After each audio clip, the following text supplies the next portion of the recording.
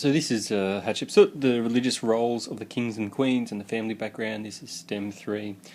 Religious roles of the kings and queens during this period is quite straightforward. There's not a whole heap of stuff to look at, but there's a bit of depth there that we need to sort of take into consideration. And the other dot point, which is family background, can be a little bit confusing, so I'll try and make that as clear as I can. So the first section we're going to look at is the religious and political roles of the king and queen in the 17th and early 18th dynasty. We do look at the 17th because it's sort of a continuation. The 18th dynasty is a continuation of the 17th dynasty. So I'm going to move through this and add some depth as we go. You've got a bit of an overview there of the role of the king in the New Kingdom Egypt. I'm going to explain these, but I'm going to explain some other things as well as we go. So the first thing we need to look at is that the word pharaoh that we use is actually a Greek word, not really an Egyptian word. The Egyptians use the word king. So when we talk about Egyptian kings, we use the term king rather than the term pharaoh because it's probably a little bit more accurate from the point of view of the Egyptians. So they saw that kingship was a fundamental aspect of society in the cosmos, and that the main duty of the king was, as we've said before, was the maintenance of Ma'at, which was that cosmic order, and to prevent chaos from breaking through. So that's one of the most important aspects of kingship that we need to remember. When we look at kings, we also have to be really aware of the way they presented themselves and their images of themselves, and also their titles. So we're going to go through some of those titles and images as we go. So the first thing is that an Egyptian's king's name is enclosed in what's called a cartouche. So it's like an oblong shape which has the hieroglyphs inside that spell out that king's name, and the fact that it's in a cartouche is a symbol of them being the king. That's the first thing. Hatshepsut herself, because she became a king, had her name encased in a cartouche as well. We also have royal regalia. So these are things that we know that a king would wear. In the iBook it depicts all of these, so make sure you're sort of familiar with them as well. So there's two crowns. There's the white crown, which is of Lower Egypt, and then there's a red crown, which is for Upper Egypt. And when the two kingdoms were united in a kingdom, so say the New Kingdom, they wore both crowns together. They wore the red and the white crown sort of joined together, and that was called the double crown. There's also the blue war crown, and we also have the Artef crown as well, which was sort of more of a religious significance. On top of that, we also have the Nemes headdress, which is the sort of typical pharaonic thing. If you think about what Tutankhamun wore in the gold mask, that's a Nemes headdress, and with that Nemes headdress is the uraeus, which is the snake and on the front, and the false beard. So that beard that you see the pharaohs wearing, it's actually a false beard that they attached, and they would often have a kilt, so like the skirt that they wore, a bull's tail that they carried, a crook, which is like a shepherd's crook, and a flail, which is like a whip, and a mace.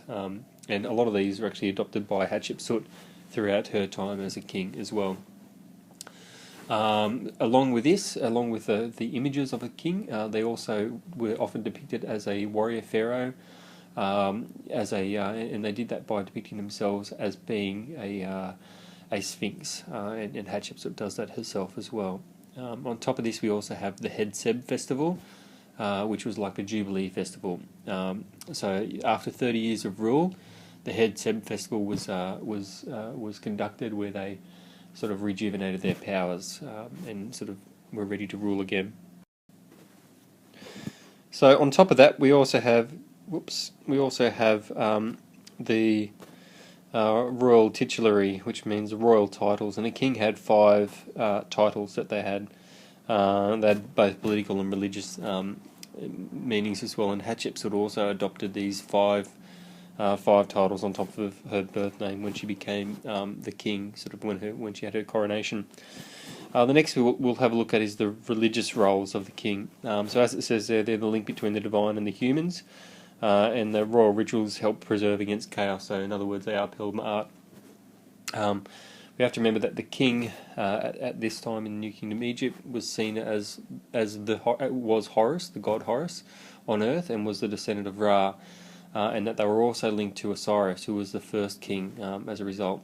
And they were also, particularly with Hatshepsut, the literal son of Amun, and that the king's main job was to maintain Ma'at, and that role had been given to them by the Creator God to maintain Ma'at. They were also the sole ritualist and the theological leader. So in other words, they were the head of all religion and the head conductor of all religious services. And then as a result, then the priesthoods were underneath their influence. They also maintained cultic links between the humans and the gods through temple ritual. So they were like the link between man and God through temple rituals. But most of that was actually done by the priests on behalf of the king. They also maintained Ma'at by just making sure that their rules and their law and what they did in their time in office was supportive of getting rid of chaos and all those sorts of things. They did that by maintaining temples, by building new temples, by having building programs for Amun, and also by conquering land and maintaining stability. And that was also a part of the link between the military and religion in that. By maintaining military stability and by conquering lands, you were maintaining Ma'at as well. So that's a religious role, and that links here to that warrior pharaoh image as well, and the ruler image too, because we also have the upholder of Ma'at here, and so everything, I suppose you could say, almost links back to Ma'at. As a secular ruler, so if we forget for religion for a moment, they're the supreme political leader of Egypt. They're the one in charge, and they're also the chief warlord as well. The royal palace itself, where they lived, that's where the bureaucracy was centred on. So that's where daily life in the running of Egypt was run from. And they also had people out running the provinces, so the areas connected to Egypt. The administrative system that they operated was really centralised. In other words, it came back to that royal palace and to the king themselves, but they also had groups that were divided up so that they could manage certain elements of the bureaucracy. So their main jobs was to defend against enemies, to get revenue so that they could build buildings and conduct military campaigns and all those sorts of things, to have building programs, so to continue building and to demonstrate the prestige and the authority of Egypt as a result, and also to maintain social order. So I suppose that's the crux of what it's all about. They had to be a ruler, but they were also a religious leader as well. So in terms of Hatshepsut's role as a king, she was certainly responsible for upholding Ma'at, and we see that throughout. She was certainly the military chief. We see that in the way she depicts herself as a warrior pharaoh and the other regalia she uses, and in some of the inscriptions where she talks about conquering lands. So she does fulfill all those roles of a king. She does dedicate a whole heap of temples to Amun as well, like Dir el-Bahari. She also rebuilds and restores temples as well, such as the Temple of the Lady of Kusei. So we've got lots and lots of things that she does to demonstrate that she's maintaining art. She added new temples, she built Dir el-Bahari, but she also added to temples like the temple complex at Karnak, and she also sort of implemented some new things as well. She appointed public officials, organised cultic practices at the temples and those sorts of things. We can see that she had lots of new initiatives, like the beautiful festival in the valley, which were new, and we see that she also demonstrated military actions, and we see that at the graffiti of T in the Sinai Stele, where she promotes her military achievements as well. So that's essentially how Hatshepsut fits into that model of kingship that is expected by the New Kingdom kings. So they're the things that we expect of a king: that they're a builder, and that goes to Amun, that they have that fivefold titulary, they have a religious role, they are the supreme ruler, a hunter here as well, and a sportsman. Hatshepsut not so much for that area, but the rest of it, she really does show herself to be really fulfilling that role of the New Kingdom king. But it all comes back to that word there, ma'at. It's really significant. So the next thing we're going to look at is the political and religious roles of the queens, and we look at them throughout the 17th and the 18th dynasty. And the reason we do that is because we're looking for examples of other queens prior to Hatshepsut who had demonstrated significant power or authority or something like that, so that we can see that she's drawn an example from somewhere. So royal women in Egypt, they gain their importance by the way that they were actually related to the king. So how close you were to the king was how important you were. So kings married and fathered families, in other words, to try and have a successor. So to have children who would take over after them, have male children who would take over after them when they died. So within that circle of people in that royal household were a number of women, the king's mother, the king's wives, and the king's daughters predominantly. As individuals, we don't really know a whole heap about them.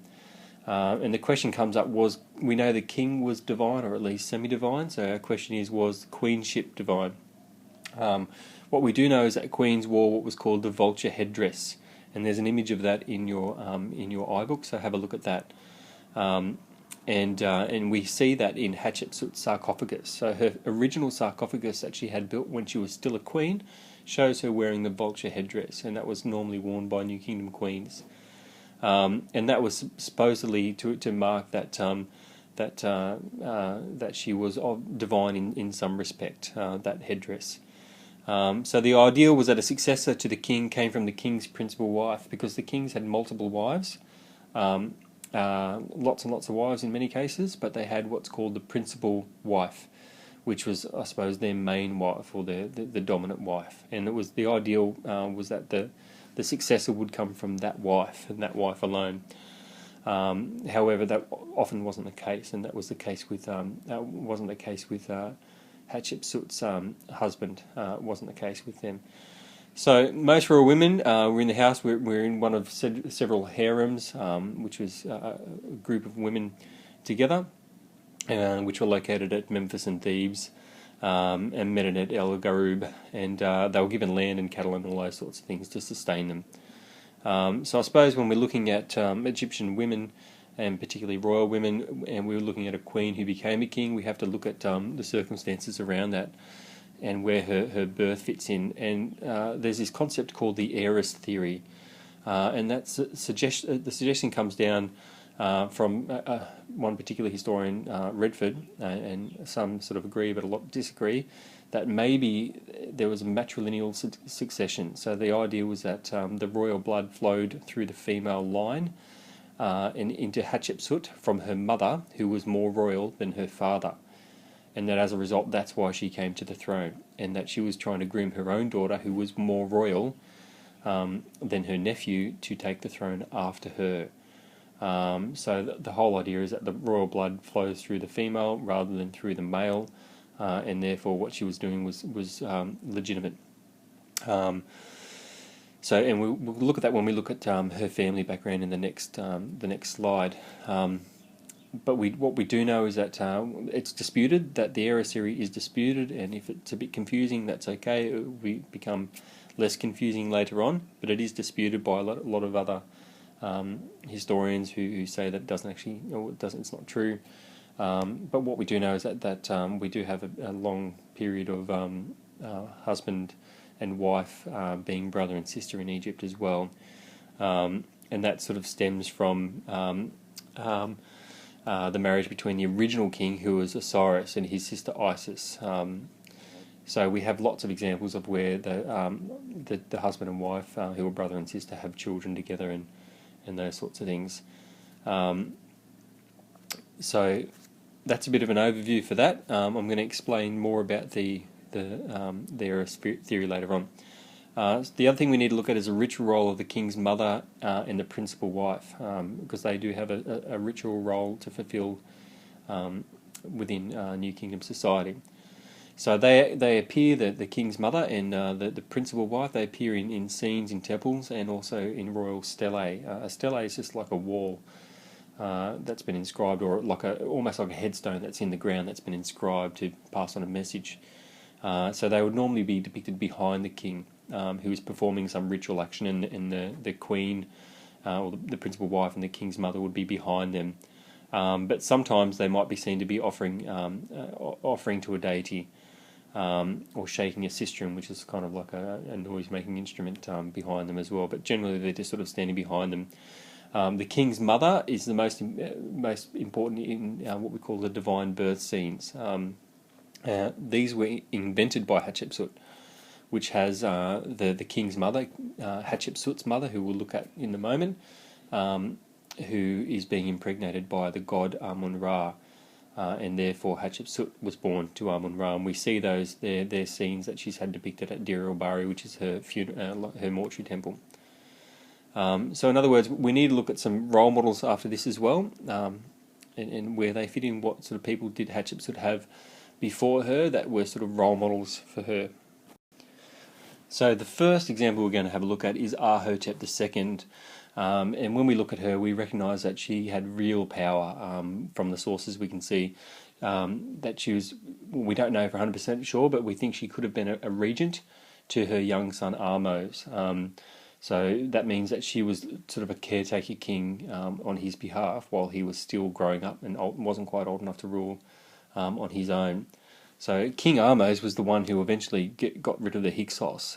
So she was supposedly, if she was a regent, looking after that reign just prior to him coming to power and then expelling the Hyksos, which is quite impressive.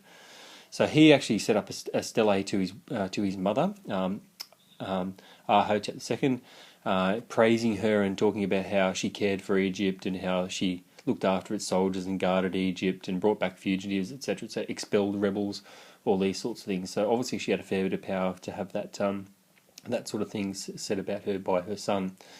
The next one we look at is Ahmose's principal wife, and her name was Ahmose Nefertari, and she seemed to have been as important as Ahotep II. She was really quite a significant woman in this time period. And Ahmose bestowed upon her the title God's Wife of Amun, and we see that in the stele at Karnak, and that's another title that Hatshepsut had herself later on. So that seemed to have started something there.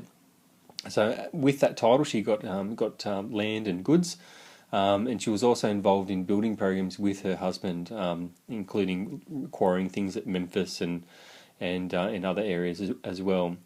And we also have that Ahmose even sought approval from her before he erected a commemorative stele as well. So that shows that she was quite dominant at this period too.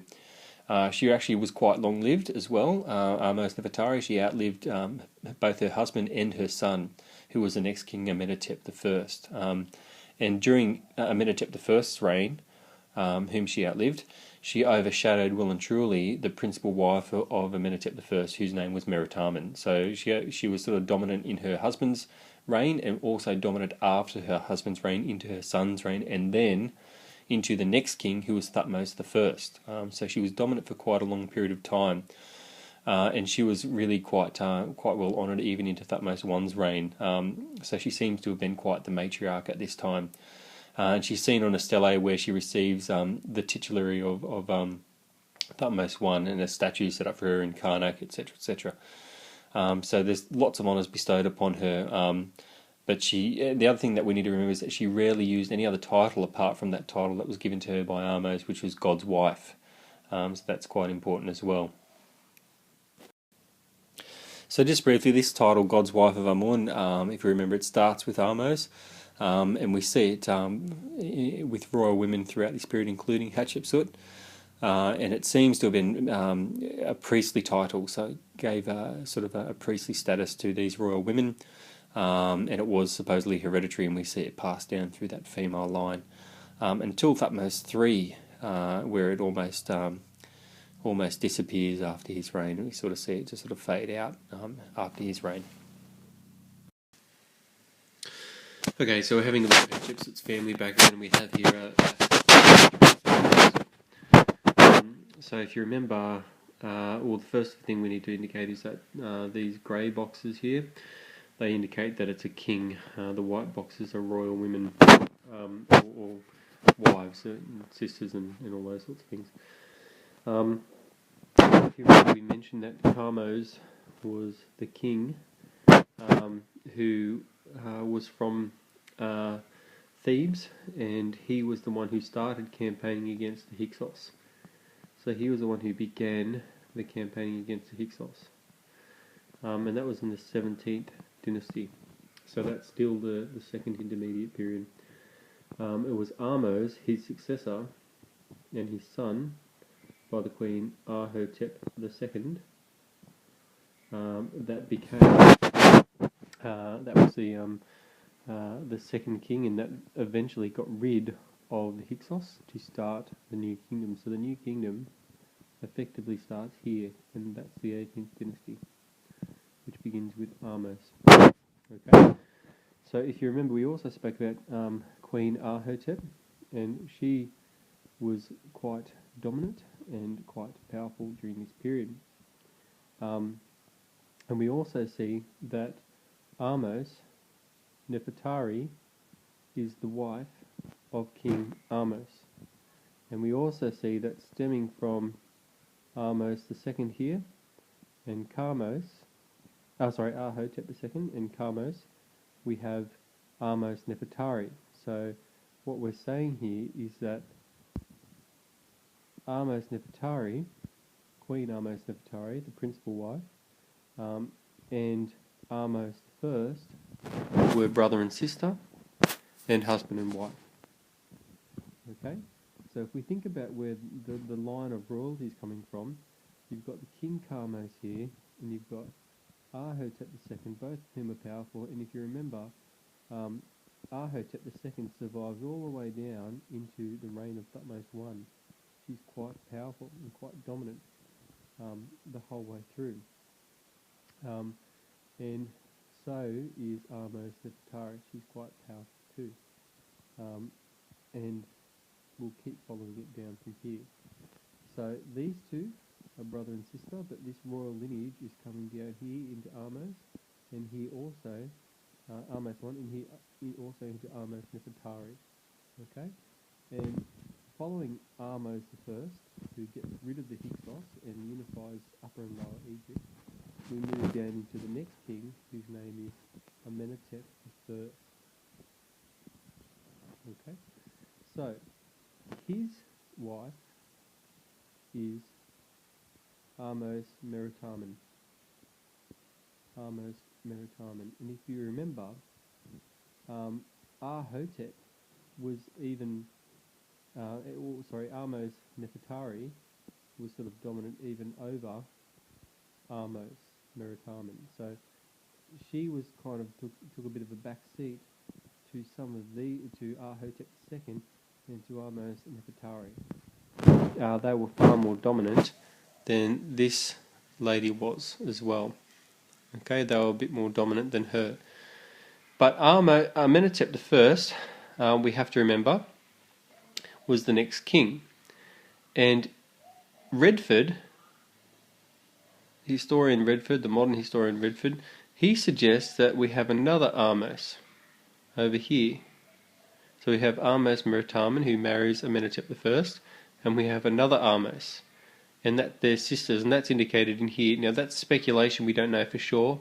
Some historians, like Redford, say yes, they were brother and sister, that Ahmose and Amenhotep I were brother and sister, but we don't know for sure. It's not 100% for sure. But if we continue on from there, what we do know is that Queen Ahmose, married Thutmose I. So where does Thutmose I come from? He's the next king after Thutmose I is the next king after Amenhotep I. So Thutmose I succeeds from Amenhotep I. But if we look at his lineage, there's nothing up here. There's nothing up here at all, which is a bit confusing. So he is not royal. So I'm going to just write that down here. He's not royal. So where did he come from? He was probably from the army. He's probably a commander in the army. Okay? Which is kind of significant. And this is where Redford's heiress theory fits in. The heiress theory is that the royal lineage flows down through the female matrilineal side. So in other words, we see Ahotep II here, and then it sort of flows in here into Ahmose Nefertari, and then it flows in here into Ahmose. Sorry, we see it up here. It flows here into Ahotep II, then into Ahmose Nefertari, and then into Ahmose here, and then into Hatshepsut underneath. So that's what Redford is suggesting by the heiress theory over here. That's the idea behind it. So we're up to here. We're up to Ahmose, who marries Thutmose I. Now Thutmose I is Hatshepsut's father, and Ahmose, the principal wife of Thutmose I the king, is the mother. So we have father and mother of Hatshepsut. Thutmose I is the father, Ahmose is the mother. Now if you think about it, she is more royal than him.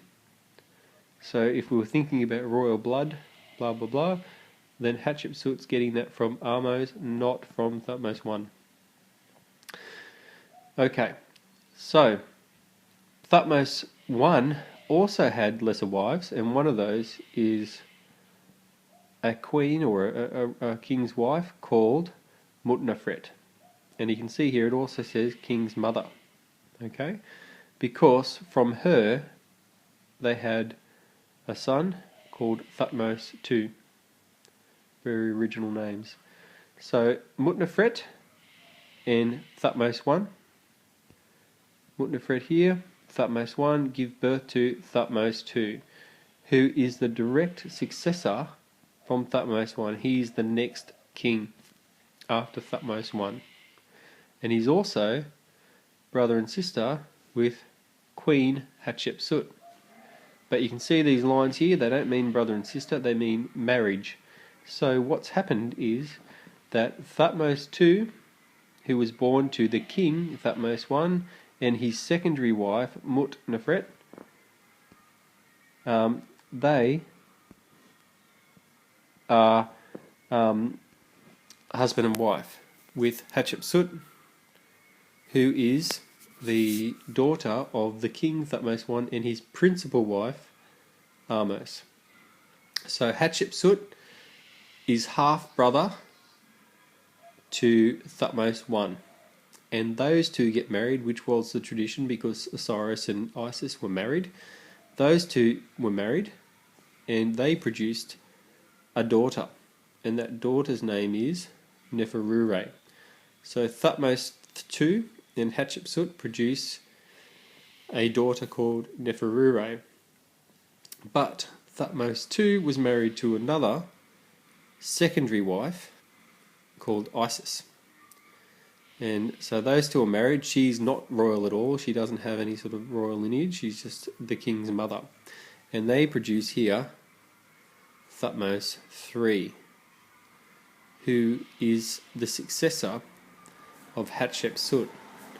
So I suppose where we're coming from with this is that Thutmose III isn't as royal as Hatshepsut because he's born from Thutmose II, who isn't as royal as Hatshepsut, because he's born from a general who became king and a lady, a queen who's not a principal wife and not related to the royal family. Isis is not a principal wife and not related to the royal family, so therefore Thutmose III is not really related to the royal family by blood. Whereas, if we go back down to here, Neferure shares the blood of Hatshepsut and the king. Hatshepsut shares the blood of Ahmose, who has the blood from Ahmose Nefertari, who has the blood from Ahotep II. So they've brought the blood all the way down through this line here to Neferure, which is why Redford over here, in his heiress theory, suggests that Neferure could have been intended to be the successor to Hatshepsut. Okay, so I know that's probably a fair bit to try and take in, but that's where Hatshepsut's sitting. So in terms of the succession, Thutmose I is the king. When Thutmose I dies, Thutmose II takes over. He's the immediate successor, and he's married to Hatshepsut. So those two rule or he rules rather, and she's his queen for a short period of time, and that's when she has the sarcophagus created, which has the vulture headdress and she pretty much doesn't do anything which is unusual for a queen at the time. What she does is she lives out what you'd expect a queen to do. Everything she does is what a queen should do. So that's quite normal for Hatshepsut. However, when Thutmose II dies, and he dies quite young because he seems to be quite sick, Hatshepsut becomes like a regent for Thutmose III. Okay? So she doesn't become the king straight away, she becomes his regent. So she becomes the regent for King Thutmose III until he is old enough to rule in his own right, because he's still too young. Now, some historians have said, well, that happens, you need regents every now and then, and they speak about how Ahmose was a regent and blah, blah, blah. However, it is kind of unusual in that she wasn't his son. So Thutmose III wasn't Hatshepsut's son. So that's where the unusual bit comes in. It'd be normal if this was Thutmose III down here where Neferu is, that would be absolutely normal, that Hatshepsut would be his regent, and then he would become a king in his own right, and she would sort of fade off into non-existence. But because he's like a nephew, and even a half-nephew at that, it's kind of unusual, some historians would suggest. It's sort of beyond the precedents that have been set prior to that.